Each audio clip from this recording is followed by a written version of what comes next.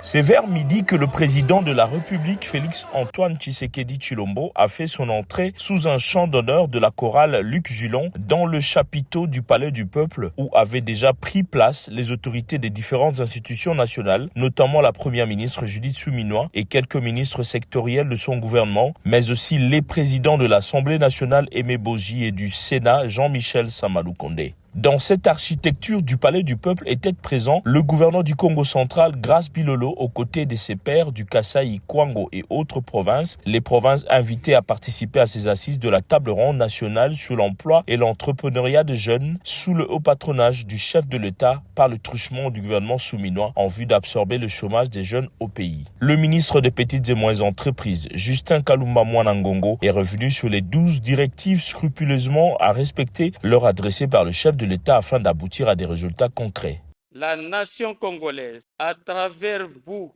qui êtes l'autorité suprême de ce pays,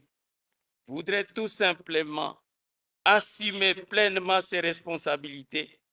en investissant massivement dans sa véritable richesse, qui est la jeunesse. C'est une très grande responsabilité qui nous incombe en ces jours, comme nation,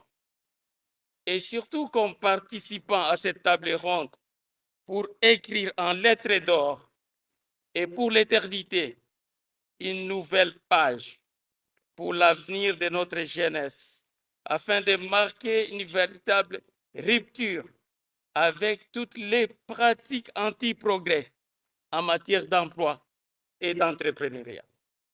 Le garant de la nation s'est adressé aux jeunes élites de son pays à garder courage et son abnégation, car cette ligne franchie marque une étape décisive pour l'avenir de tout un pays, a-t-il martelé. Chers jeunes, je voudrais m'adresser à vous directement. Je connais vos doutes, vos frustrations, parfois votre colère. Je connais aussi votre courage, votre intelligence, votre capacité à vous organiser, à innover, à entreprendre, même avec très peu. Je veux vous dire ceci, vous n'êtes pas un fardeau à gérer, vous êtes la chance et la solution de cette nation.